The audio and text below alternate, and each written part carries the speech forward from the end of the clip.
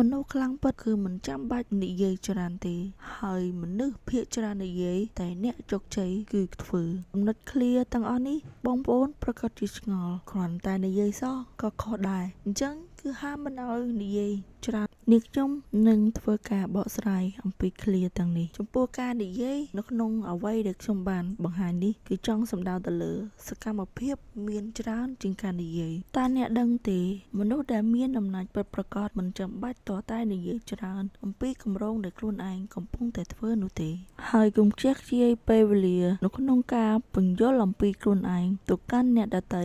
ដែលគេមិនយល់ពីអ្នកនិងមិនដែលបានជួយអ្នកប៉ុន្តែត្រូវផ្ដោតលើការកែលម្អខ្លួនឯងជារៀងរាល់ថ្ងៃជំនួសដោយការឲ្យអ្នកដទៃទទួលស្គាល់អំពីអ្វីដែលយើងកំពុងតែធ្វើការមានវិន័យគឺជាគ្រឹះនៃភាពជោគជ័យយូរអង្វែងរបស់មនុស្សដែលធ្វើច្រើន